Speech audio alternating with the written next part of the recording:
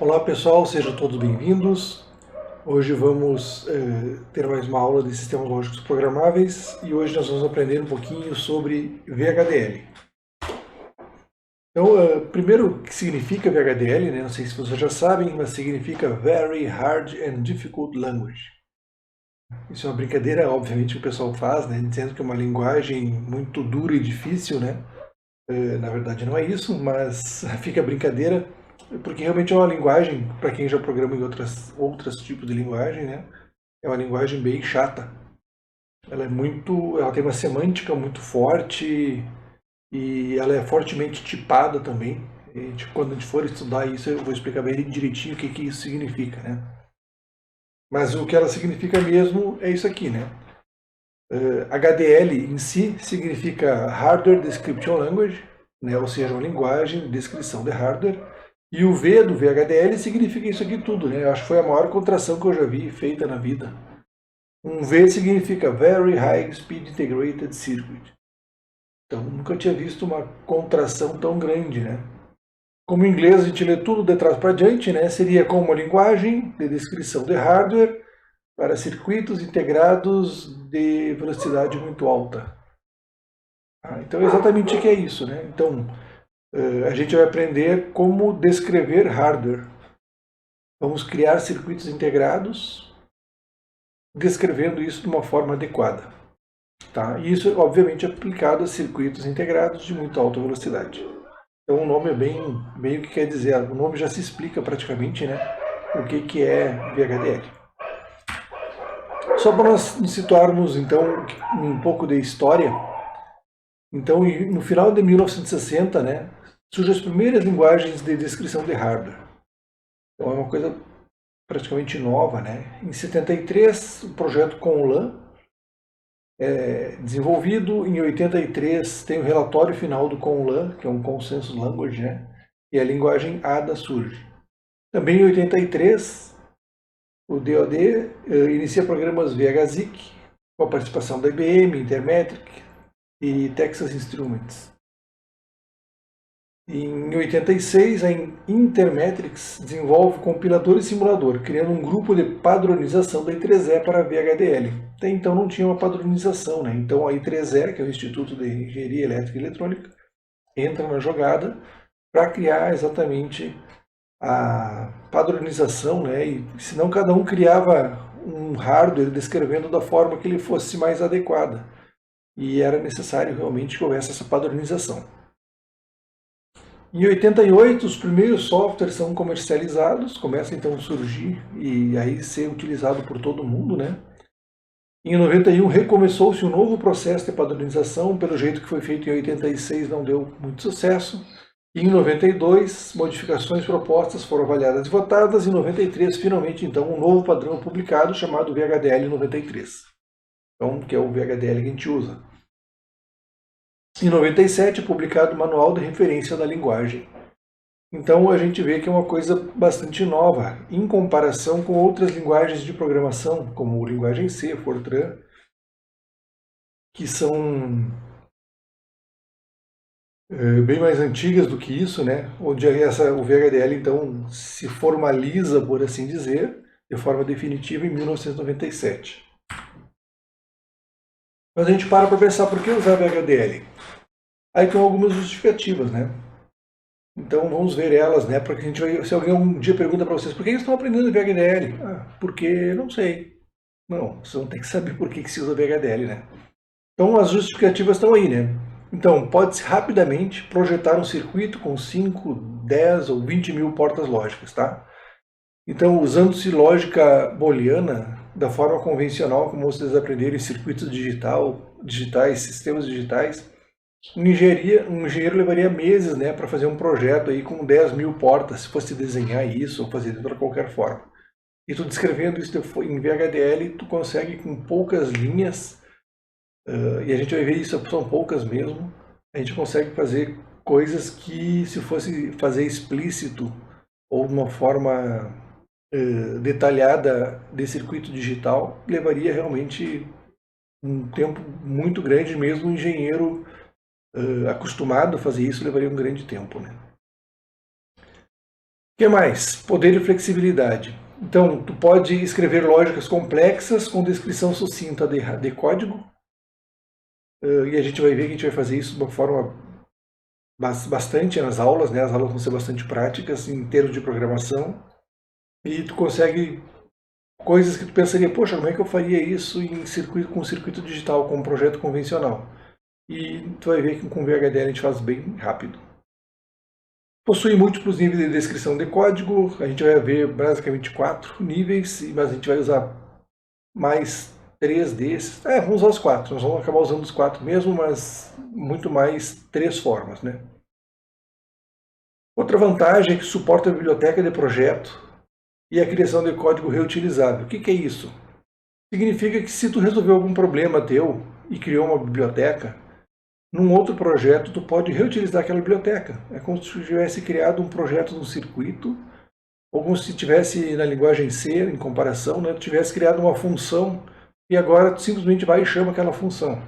Em VHDL funciona um pouco diferente, né? Na verdade, tu cria um circuito que faz um tipo de decodificação que tu precisa e tu pode reutilizá-lo de várias, só chamando aquela biblioteca, né?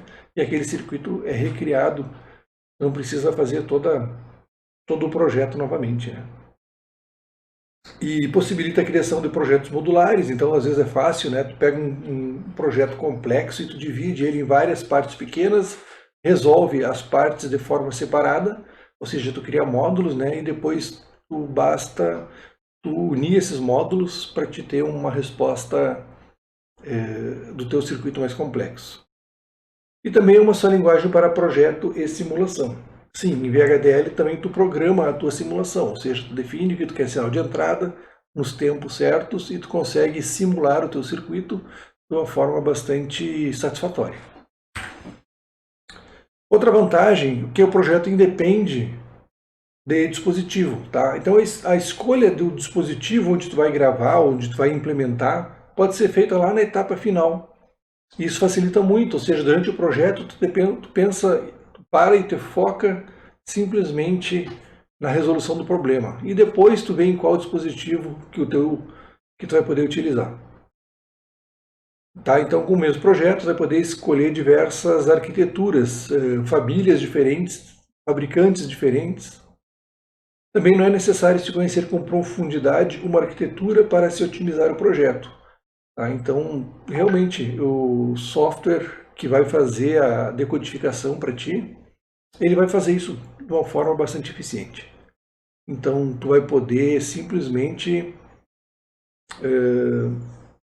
escrever o teu hardware, descrever ele, né, sem se preocupar se lá no chip que tu está pretendendo usar tem tal função ou não.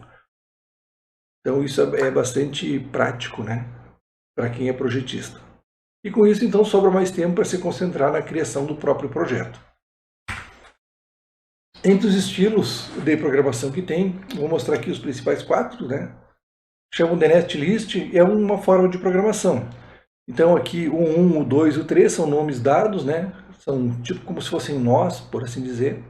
Então esse nó é uma shor de 2 entradas, então a shor 2 fazendo um port map, ou seja, está mapeando as portas, onde eu teria os sinais A0 e B0 na entrada, e daria um sinal de saída chamado X0. Faria uma outra shor entre A1 e B1, daria um sinal de saída chamado X1, e depois faria uma NOR. Também seria um port map, onde entraria o X0 e o X1, que foram gerados aqui. Esse X0 e X1 faria uma NOR, e daria um sinal chamado A igual B, que é para ver se A é igual a B. Então isso aqui é uma forma de netlist, não é uma forma que a gente vai usar muito.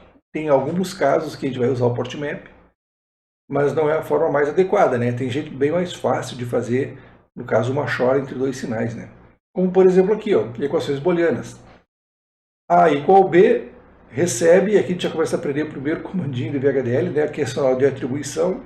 A igual B recebe A0, shor B0. Tudo isso faz uma NOR com A1, shor B1. Bem simples, bem como a gente praticamente escreve um caderno, né, quando a gente aprende circuitos digitais. Então, a linguagem aceita equações booleanas. Também pode ser na forma de programação concorrente, que a gente chama, né? Onde eu faria assim, A igual a B, recebe 1 quando A igual a B, se não, recebe 0. E o que é interessante a gente ver aqui, que A e B aqui não estão definidos A0, B0, A1, B1. A e B, seja quantos bits tiver. Se eu definir que A e B tem 34, 32 bits ou 64 bits cada um, essa é a mesma equação. Independente de 128 bits, 1024 bits, para mim não faz diferença nenhuma em termos de VHDL.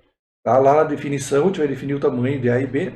Aqui nos casos anteriores, a gente usou A e B com 2 bits, né? A0 e A1, B0 e B1. Aqui isso não leva em consideração. Então é bastante simples esse tipo de programação. E também pode ser por programação sequencial. Daí a gente usa o famoso if then else, né? Se A for igual a B, então A igual a B recebe 1. Se não, A igual a B recebe 0. E fim do if. Isso aqui é quase um português estruturado, né? Se fosse português, mas no caso é um inglês estruturado. É praticamente como tu estivesse lendo em inglês, né? Se tu lê em inglês isso aqui, tu entende o que está sendo feito, né? Se A igual a B, então recebe 1. Se não, A igual a B recebe 0. Muito fácil. Tem ainda outra questão que é a portabilidade. Então o VHDL permite simular o mesmo circuito que foi sintetizado. A gente logo vai ver o que é síntese. Então tu pode simular milhares de gates antes de fazer a síntese, pode economizar muito tempo. Então a descoberta de um bug nessa etapa pode ser corrigida antes da implementação. Então tu vai descrever o teu hardware em VHDL, vai fazer a simulação, dando tudo certo, tu vai para o processo de síntese. Isso é muito bacana, né? Tu em software tu conseguir resolver todos os teus problemas que tu teria no hardware. Também outra vantagem, pode ser uma linguagem padrão. Por ser uma linguagem padrão, pode se trocar de plataforma facilmente. Então, tu escreve o teu sistema em VHDL, aí tu quer trocar de fabricante. Ah, quero trabalhar na Xilinx. Beleza, abre a plataforma da Xilinx. Se escreve Xilinx, né? Mas se lê Xilinx. Pega o teu programa, cola lá, faz funcionar. Ah, não quero mais, eu quero trabalhar na Altera. Abre a plataforma da Altera, pega teu programa, é o mesmo código independente do fabricante. E com isso também as habilidades envolvidas em um projeto não são perdidas ao se trocar de ferramenta, né? Então, se tu pega uma outra linguagem, eu cito um exemplo, quando eu comecei a trabalhar com HDL, um dos tipos que tem do HDL era o AHDL. AHDL, esse primeiro A, significa da Altera. Era uma linguagem de descrição de hardware desenvolvida pela Altera. Beleza, aprendi, trabalhei, mas se eu saio da Altera, aquela linguagem já não vale mais. É só da Altera. Já se tu trabalha com VHDL, pode trabalhar na Altera, qualquer outra fabricante, sem problema nenhum. Então aqui está um exemplo, né? Tu pega o teu código em VHDL, tu escolhe qual compilador que tu vai querer, qualquer ferramenta de síntese, fabricante, e depois daí tu escolhe se tu vai usar uma PLD, CPLD, uma FPGA, o dispositivo onde tu vai gravar tu escolhe depois. Esses dispositivos nós vamos ver na próxima aula já, cada um deles o que significa. Outra vantagem é a capacidade de benchmark, né? Ou seja, projetos independentes de fabricantes permitem-se testar a performance, ou fazer o benchmark, usando diferentes arquiteturas, diferentes ferramentas de síntese. Então, tu já tem a performance simulada na própria ferramenta, né? Também outra coisa que é uma vantagem é a migração. Tu pode facilmente migrar do VHDL para um ASIC. Então, numa etapa de protótipo, tu escreve o teu VHDL, programa no FPGA, e enquanto isso, vê se teu projeto está redondo, está funcionando direitinho, e tu pode mandar fazer um circuito dedicado, e o HDL, o VHDL é praticamente o mesmo. Então, facilmente, tu pode lançar um produto, lançar ele no mercado em FPGA, que é um pouco mais caro, e depois, quando tu atingir uma escala suficiente, grande, tu pega e manda o teu projeto para fazer um chip especial para isso, né? Esse exemplo que eu dou foi muito usado na época que tinha uma corrida grande de placas de vídeo, e as primeiras placas que eram criadas numa nova geração eram todas gravadas em FPGA. Para quê? Para te lançar no mercado rápido e ganhar da concorrente. Depois, enquanto levava-se um processo, um tempo até que essa lógica que foi criada fosse implementada num circuito dedicado, tu ia lançando e vendendo em FPGA, que era mais caro. Então a placa saía com preço mais caro. Depois que tu conseguia sair já um chip dedicado para a placa que tu quer, para o circuito que tu quer, tu lançava daí já uma versão mais barata, porque daí tu tinha um chip feito em alta escala, algumas milhões de cópias, e justificava essa manufatura pela quantidade, né? E barateava bastante a produção. Mas o projeto feito em VHDL era basicamente o mesmo. Então tu podia lançar rapidamente através de um dispositivo programável e depois tu fazia uma pequena, talvez, adequação para fazer trabalhar com um circuito dedicado, um ASIC. Os engenheiros geralmente reclamam de 3 coisas sobre o VHDL, né? São essas 3 aí. Primeiro, tu não possui controle a nível de porta lógica dos circuitos, que são descritos como construtos abstratos de alto nível. Que frase bonita, né? Construtos abstratos de alto nível. O que significa isso? Significa que os engenheiros reclamam que eles não sabem como é que está sendo o circuito a nível de porta lógica. Em alguns casos, tu bota lá if A igual a B, então faz tal coisa. Pô, mas como é que o chip vai fazer isso? Será que ele está usando uma porta end, uma porta OR, está fazendo com short? Será que ele está da forma otimizada? Ou ele está... não sei, né? Não sei como é que ele está fazendo. Então isso é uma reclamação do engenheiro. Outra, segunda reclamação, a implementação lógica criada por ferramentas de síntese são ineficientes. E a terceira, a qualidade da síntese varia de ferramenta para ferramenta. Olhando, então, uma a uma, né? Nesse primeiro item, realmente não tem nada a contestar. O objetivo do usar VHDL é livrar o engenheiro de ter que trabalhar com uma dificuldade ou uma implementação de baixo nível. Tá? Então, mas, por outro lado, se tu entender como funciona o compilador, tu vai ver que o compilador implementa de forma ótima a maioria dos construtos, de if, de case, e tu pode também, de alguma forma, se tu quiser, implementa de baixo nível, né? Mas eu acho que o objetivo do VHDL realmente é livrar o engenheiro dessa tarefa árdua, né? Segundo, a implementação lógica criada por ferramentas de síntese são ineficientes. Bom, implementações ótimas não são garantidas, né? Especialmente porque soluções ótimas dependem do objetivo.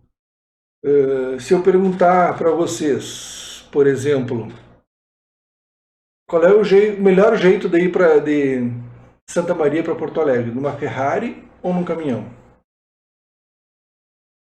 Não existe uma resposta única para isso, né? Vai depender do objetivo. Se o teu objetivo é chegar mais rápido, tu vai de Ferrari.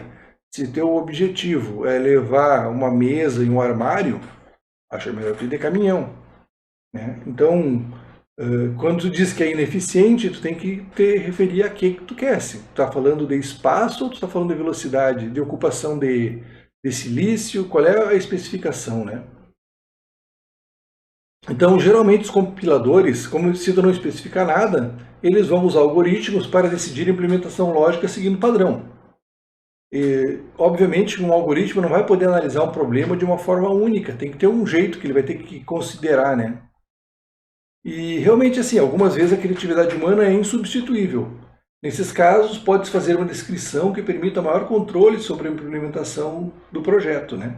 Essa questão, ela é delicada, né? É a mesma questão que se tinha em relação ao compilador C contra o assembler. Então, a parte central dos sistemas operacionais era todo feito em assembler. Por quê? Porque o pessoal conseguia ter um controle e acesso sobre cada registrador, o que fazer em que momento. E o compilador C não, tu mandava ele fazer dava uma expressão, tu não sabe como é que ele vai fazer, já que ele não pode fazer tudo de uma vez só, né? Ele vai fazer elemento por elemento, talvez não implementasse isso de uma forma ótima. E aí o pessoal preferia trabalhar em assembler, né? Mas enfim, tu tem as duas possibilidades. Enfim, a qualidade da síntese varia de ferramenta para ferramenta. E realmente, essa qualidade está sendo trabalhada pelo mercado, né? Então ferramentas melhores vão ficando no mercado, as piores vão sendo descartadas, né? Lembrando então que o VHDL está na sua infância, está engatinhando recém, e a competição vem aumentando e a tecnologia de síntese está maturando também. Então, como fazer o teu projeto se encaixar, fazer ele ser adequado a um circuito, vai cada vez mais sendo trabalhado pelo mercado. Processo similar, né, aos compiladores C, no início alguns códigos ficavam tão ineficientes que valia a pena o engenheiro escrever o código em assembler. A mesma coisa é com VHDL, né, conforme vai avançando, a programação vai ficando melhor e vai se obtendo melhores performances. Retornando então, pessoal, vamos ver quais são as etapas para um projeto em VHDL. A primeira etapa seria então definir os requerimentos de projeto, ou seja, tu vai analisar, ver o que tu quer do teu projeto, o que tu quer de entrada, o que tu quer de saída, né? E depois você vai fazer então a parte de escrever o projeto em VHDL, né? Que é formular e codificar o projeto. Depois, na próxima etapa, tu vai simular o teu código-fonte, vai sintetizar e otimizar e encaixar. Encaixar, em inglês eles usam o verbo to fit, né? Ou fit se for uma CPLD, mas se for um FPGA eles chamam place and hold, que é para ver se o teu projeto ou aquilo que tu deseja fazer vai se encaixar dentro do chip que tu quer usar. Depois pode simular o modelo de projeto post-layout e no fim pode programar o dispositivo, né? Depois que tu faz a síntese, ou seja, depois que tu transformou o teu código, adequando ele a um circuito integrado específico, tu pode ainda, depois disso, fazer uma simulação e ver como é que dá a performance do teu código já aplicado conforme o hardware que tu tem disponível, né, dentro daquele dispositivo. Daí a etapa final, né, é a própria programação. Aí cada um desses elementos aí, vamos dar uma olhada neles, né? Então, definir os requerimentos de projeto. Então, antes de começar a escrever o código, tem que ter uma ideia dos objetivos do projeto e requerimentos. Qual a função, qual o setup requerido, qual o clock, máxima frequência, caminhos críticos, tudo que tu puder identificar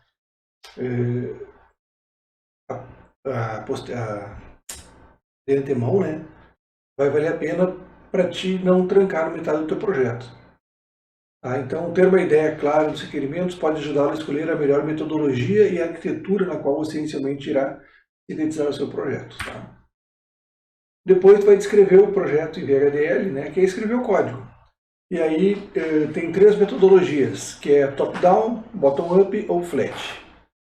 As duas primeiras vão envolver a criação de hierarquia de projeto. Né? Já a flat faz a descrição do circuito como um projeto monolítico, ou seja, vai ficar tudo como se fosse um programa só. O método top-down vai requerer a divisão do projeto em componentes funcionais, vai separar como se fosse por módulos, né? Onde cada componente tem entradas e saídas específicas e realizando uma função em particular. E aí tu vai criar um módulo de alto nível que é criado para ligar os componentes do projeto, tal como um nestlist. Então tu vai criar, tipo assim, um módulo de acesso ao display, um módulo de comunicação USB, um módulo de conversão do analógico digital, módulo do processamento. Daí tu cria depois um projeto principal, onde tu junta todos esses módulos, né? Tu faz a conversão do analógico digital, tu vai obter um número. Esse número vai mostrar um display. Faz mais ou menos assim, né? Nessa topologia top-down. Já no método bottom-up, a descrição final, vamos dizer assim, do projeto, ela fica muito similar, só que o jeito de pensar é diferente. Então, a parte da definição é o projeto de componentes individuais, e então junta-se as peças para formar um projeto maior. Olhando hierarquicamente é a mesma coisa, né? Tu vai ter um projeto principal e vai ter a partir do projeto principal, tu cria as funções básicas. O jeito de pensar é diferente, eu estou olhando de cima para baixo, eu estou olhando de baixo para cima, né? Mas acaba resultando na mesma forma de projeto. Já o projeto flat é onde tudo que tu quer fazer está definido no mesmo nível de projeto, né? Projetos flat funcionam para pequenos projetos, tais como a gente vai realizar em aula, a gente não vai realizar um grande projeto. Quando tu vai trabalhar em projeto mais complexo, aí tu vai ter que definir melhor as hierarquias, separar bibliotecas, botar uma equipe trabalhando numa coisa, outra em outra, e aí justifica, então, tu fazer uma topologia top-down ou bottom-up, né? Mas projetos simples, a gente basicamente vai ficar em projetos flats. A parte de codificar o projeto, então, tem que ter um cuidado sempre para cuidar a sintaxe e a semântica.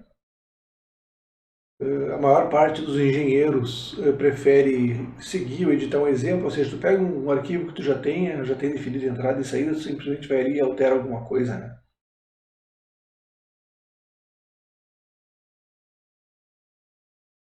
A parte de simulação também era bastante importante, porque tu evita ter que gravar e ver se deu certo lá no hardware. Então a simulação evita, tu ganha tempo ao fazer a simulação, né? Porque senão tu vai codificar, pensar um processo longo de síntese, a gente vai ver que é um processo bem demorado, e aí depois vai gravar no dispositivo e daí chega lá, pô, não funcionou. E aí onde é que está o problema? Aí tu não consegue mais fazer uma análise, né? Então a simulação facilita bastante. A gente já falou bastante de síntese, né? O que é síntese? É o processo de reduzir a descrição do projeto para a representação do circuito em baixo nível, como um netlist.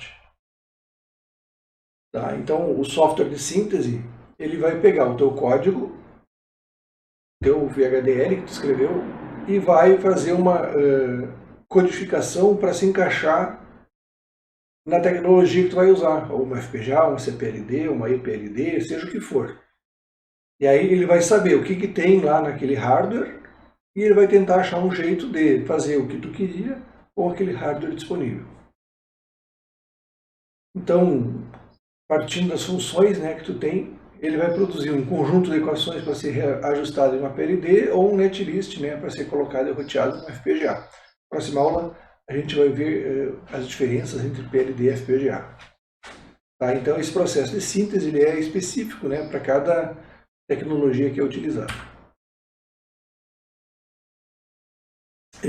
Alguns detalhes da síntese, né? Então, antes da síntese, um software vai fazer o parser, checando o erro de sintaxe ou semântica. Né? Então, tu identificar quais são os elementos que tem ali, se são somas, se são ends, se são or, se são shor, se é um contador, se tem memória, se tem registrador. Tudo isso é feito por esse parser. Aí algumas características aqui, né? Eles então converte para uma descrição chamada RTL, que daí vai especificar registradores, sinais de entrada, sinais de saída e lógica combinatória, como é que as coisas se relacionam do que está na entrada com a saída. E esse RTL também vai depender da arquitetura do que tu vai usar. Por exemplo, será que esse componente tem uma shor lá dentro ou ele vai ter que construir a shor, usando portas AND, OR, etc. Então isso tudo vai ficar definido nesse RTL.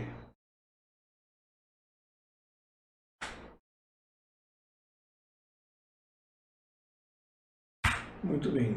Aí o processo de otimização vai depender de três coisas, né? Junto com a síntese, depois participa do processo de otimização. Né? E essa otimização vai depender da forma das expressões booleanas, ou seja, se tu escreveu mais expressões booleanas ou se escreveu em uma forma de alto nível, quais os recursos que tem no dispositivo e o uso das diretivas de síntese automática ou definidas pelo usuário. Então, existem algumas diretivas no momento da compilação que tu pode definir se tu vai querer otimizar a velocidade ou se tu vai querer otimizar ocupação de área de silício, por exemplo. Né? Então, geralmente são dois requisitos conflitantes. Né? A otimização para CPLD geralmente envolve reduzir a lógica para uma mínima soma de produtos. Tá? Soma de produtos, ou seja, faz vários produtos ou várias endes, obtém um resultado e isso aí depois vai para uma OR. Né? Esse é o que é mais adequado para CPLD. Para FPGA, geralmente é melhor não usar a técnica acima. Ao invés disso, o sistema deve ser desenvolvido baseado em recursos específicos do dispositivo.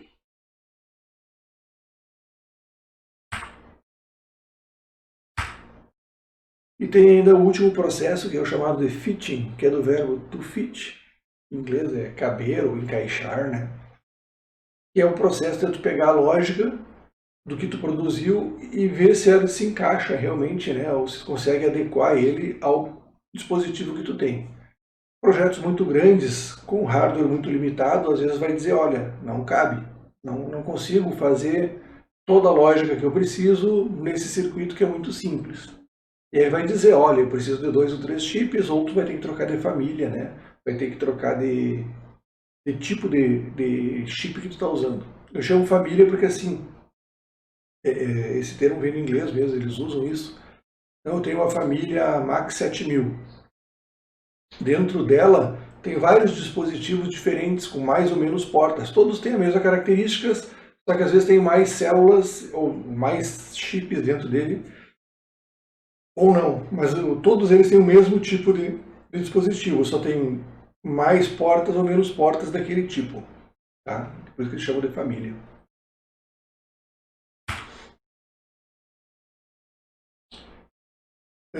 Alguns exemplos, né? Algumas macrocélulas de CPLDs permitem a configuração do flip-flop para ser do tipo D ou do tipo T.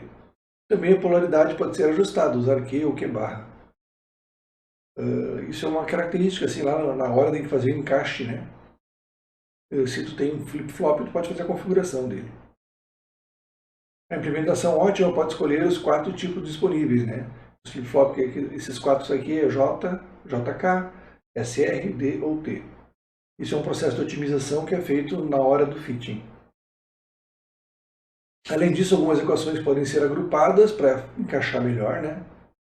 Aí, enfim, o conjunto inteiro pode ser analisado para tentar se ajustar o melhor encaixe. E aí, por fim, uma tentativa de encaixe é feita. Se deu sucesso, segue adiante. Se não deu, às vezes retorna e tenta otimizar de outra forma e o sistema fica tentando isso, né? De várias formas para tentar atender às especificações, né, que nós programadores vão fazendo. Se um encaixe legal não é obtido, o processo é reiniciado. Se uma solução do roteamento é encontrada, então o encaixe é obtido. Isso que eu tinha dito. Então, a gente teve aí um breve histórico sobre VHDL. A gente viu algumas justificativas, né, para o uso do VHDL, por que usar ou por que não usar. Então, na próxima aula, vamos ver um pouco sobre os dispositivos que vão ser utilizados em nossas aulas, ou os que existem, né, e que podem se adequar ao uso do VHDL. Espero que tenham aprendido alguma coisa. Vou deixar algum pequeno exercício lá no Moodle, só para validar a presença na aula de vocês. Grande abraço, até a próxima aula.